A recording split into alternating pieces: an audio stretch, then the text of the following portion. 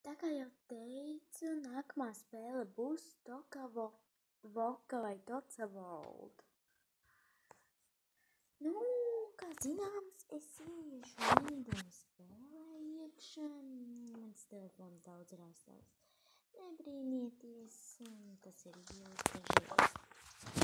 Bet pastāstīšu kaut ko par Toca World. Jūs esat jau dabūjuši slaimu tie Toka Vokā?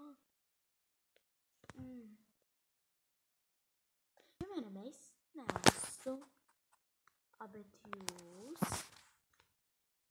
Man jautājums tev interesanti.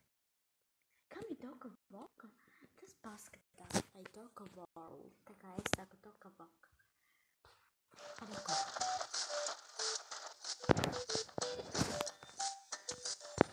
Mani ciematiņi. Rakstat, lai varbūt es jums varēšu pat palīdzēt. Parādīšu. Man ir viss kaut kādi cilvēci, bērni, liela ģimene, 4 cilvēki un vairāki dzīvnieki. Ko jūs darat ar visiem dzīvniekiem? Man patīk ļoti dzīvnieki, es esmu dzīvnieku mīlētāja. Jūs? Tūlītāksim. Vēlreiz saku, tie, kas iet skolā, un kā jums iet, gribat atpakaļ uz skolu? Labāk skolā mācīties vai mājās? Es labāk skolā. Un jūs? Zinu. Man ir daudz. Es saku, jums var patikt mani video, tikai pārskatieties. Uzrakstiet Frīda Pīta. Varbūt jums izliks kāds video. Labi.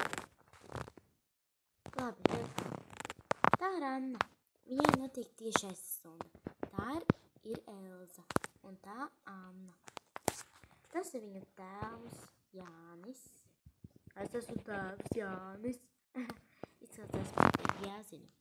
Bet patiesībā tas nav nemaz tik smieklīgi. Viņam arī ir mamma. Pagaidiet, es atsunklēšu. Kur bija mamma.